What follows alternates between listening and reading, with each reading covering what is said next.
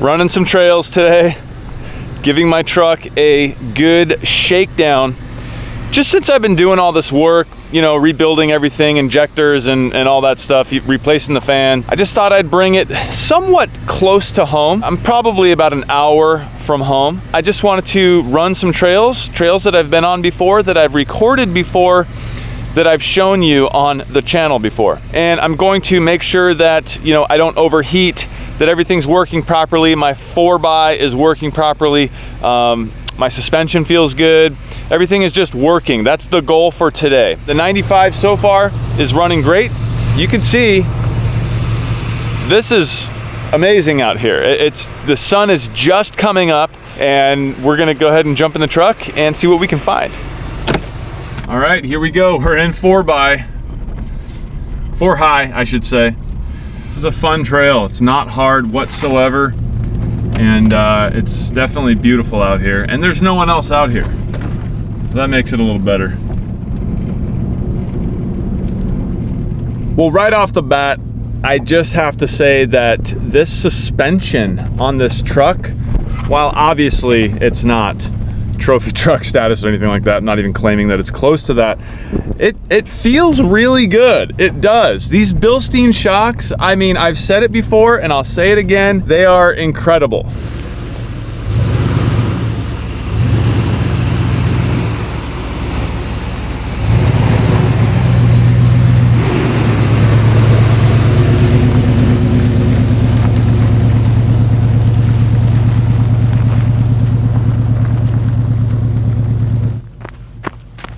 Gotta get those shots, guys. Man, this truck just looks good from every angle. Look at this.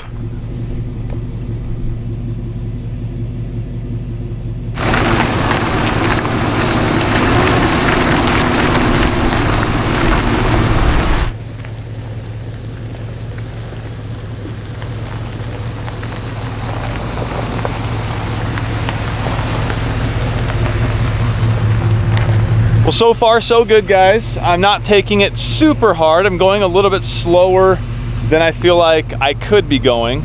Although this isn't a race, so I don't mind that at all. The tires, like I was saying, the tires are fantastic and they're super comfortable. They don't bounce. They don't feel like they're hard as rocks. I have them, I think, at 39 PSI right now, and I know I should probably air them down on a trail or whatever, but 39 isn't that hard, I don't feel like. I know the manufacturer recommends, I think, like 35, so I have them a little harder just to try to get a little better fuel mileage on the freeway, but so far, I mean, they're performing perfect. They look fantastic too. And we haven't gone super far, but we also have hit a lot of pretty big hits, you know, in the path and everything. So we're gonna keep going and see what this thing can do and where we can go. You know, this isn't a terribly tough trail, but there are obstacles where having an independent front suspension doesn't really help that well. And these obstacles are just basically holes in the road or ruts or what have you. But IFS, that is kind of where this lacks, I feel. If you had a Jeep with a solid front axle, you're taking a lot bigger holes with no issues whatsoever. You have so much more articulation there, but with IFS, it's not the case. You know, I remember this spot. I remember the last time I was here looking up at that hill thinking, man, should I go up that? I can either go that way or I can go up there. And although I know it doesn't really look that steep on camera, you probably hear everyone recording themselves on a trail say that, because it's true. The camera, for some reason, seems to flatten out these steep hills. In person, it looks steep. I remember when I did it before, it was steep. And if I did it before, I guess that means I could do it again. It just gets a little scary when you don't have anyone with you in any form of communication, especially when my goal here isn't to climb, you know, hills or mountains like this.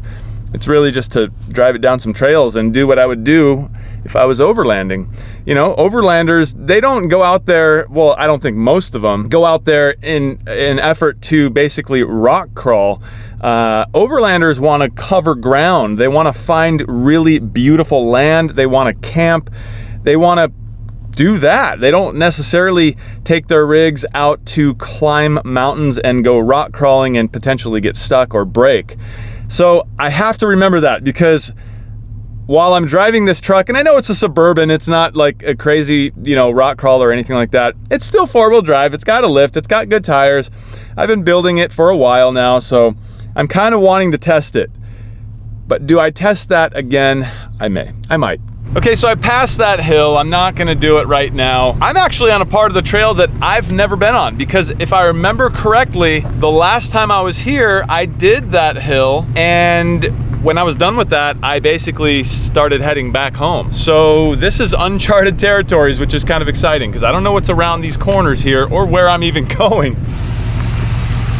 I love stuff like this, because I just took that new path and I now have a fork in the road. You see, I can either go this way, which kind of goes up to a peak there, which who knows where that goes, or I can go this way, which doesn't seem as exciting because I can't see over this quick little ridge right here, and I don't see any other mountains over there, so I'm kind of figuring that I want to go that way.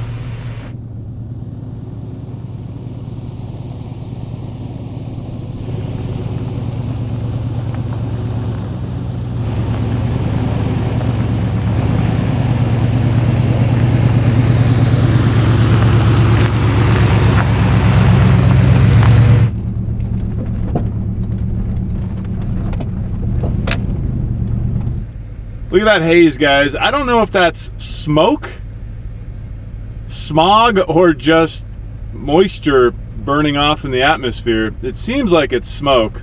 We've had a lot of fires out here recently, but I don't know of any that are still burning. So I'm not super sure that that's smoke, though it looks like smoke. So it probably is. The trail's getting kind of technical at this point. Just a lot of big ruts, holes in the road, and you know, things like that. Wow, so we didn't hit that first hill that I was telling you about that I've done before, and I just came around this corner, and look what we got here. We have a hill that's twice as tall and looks twice as fun. Absolutely, looks like I could totally do it. I don't see any big ruts or anything like that. It is steep, it seems very steep, but I also have a trail going around it, and I'd like to see what's around that. So again, the goal here isn't to climb mountains and be a rock climber, rock crawler. The goal here is to explore, and that's what I'm doing. And you know, I was thinking, a lot of people might be wondering, like, why overlanding? Why that word overlanding? I've seen memes that say, like, what's the difference between overlanding and camping? And you know, various answers to that. But I think the overlanding aspect is, number one, exploration, right? You're willing to go anywhere and explore. It's all about exploring. Who, as a child, didn't love to go exploring, whether it was in your neighborhood or riding your bike somewhere new? Number two, we're driving these rigs that are like our spaceships, right? I mean, we build these things up, modify them so they can do this, so they can go off-road, so they can handle what a regular vehicle, road traveling vehicle can't handle. So we have the exploration, we have the spaceship, and you know, we have the fact that it's just pure fun. I mean, what would you rather be doing? Sitting on your couch watching TV, or out here on a trail, waking up before the sun does and hitting the trails and looking at this beauty? It is beautiful out here. So that's what overlanding kind of means to me. It's just the whole exploration, driving the spaceship, you know, everything we wanted to do as kids on our bikes, and you know, whether you had a quad or something like that, this is just the same thing, but we're adults now and we can go farther. We drive faster vehicles, bigger vehicles, more expensive vehicles. It's just pure fun, and that's why I want to do it. That's why I'm building this truck and trying to shake it down to make sure that, you know, some of the suspension isn't going to come apart. Who knows what? The motor's going to blow up. I hope none of that stuff happens. This is an old vehicle. I would love to have a Jeep or a Raptor or something like that, but this is what I have for now. So I'm going to use what I have and be grateful for it. So right now, instead of heading up there, I'm gonna head over here. As is probably the case most of the time when you don't have a plan, you don't have a path plotted out.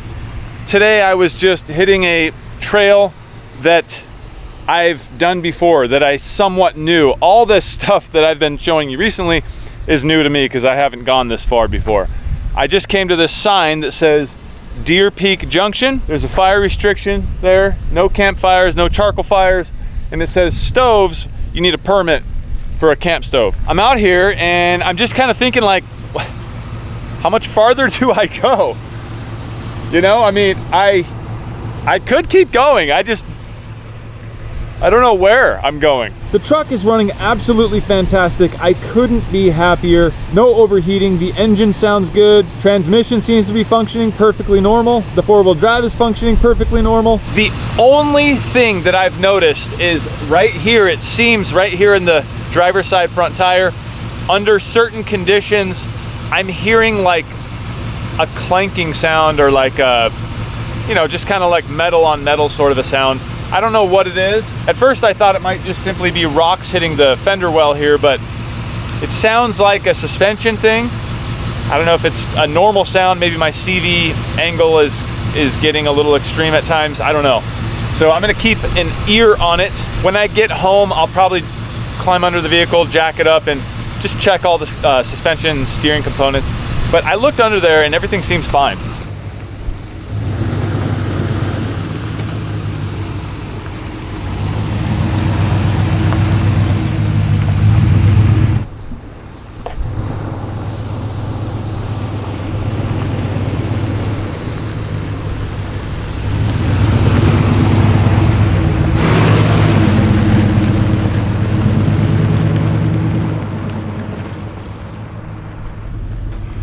So I have decided to turn around. You know, if I was gonna be camping out here, of course I would keep going.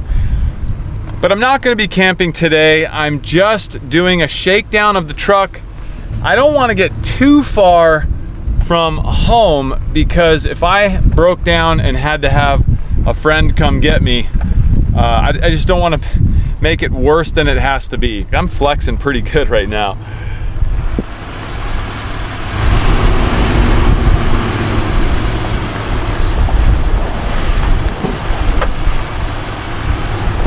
I just took a pretty good rut and didn't hear a thing, so I don't really know what that sound is. It may just be things flexing and that's just the sound that it makes.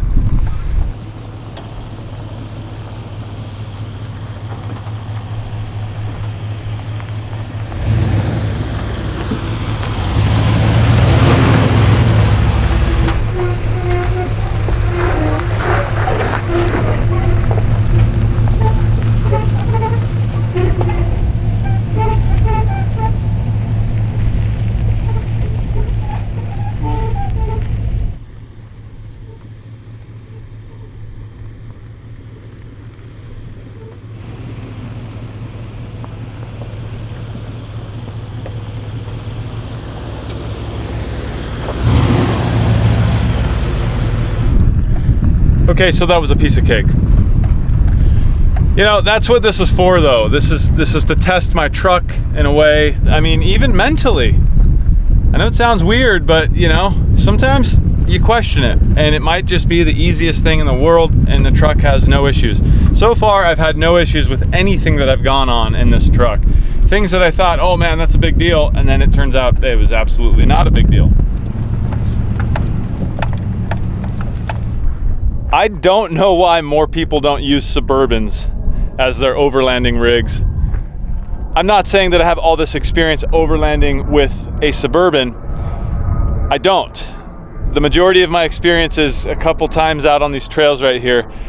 But with the Suburban, you have tons of room. A lot of room to sleep inside the Suburban, to pack stuff in. My Suburban has a 43-gallon gas tank from the factory, a V8, air conditioning, four-wheel drive, and it's really not that big of a vehicle. It's really not.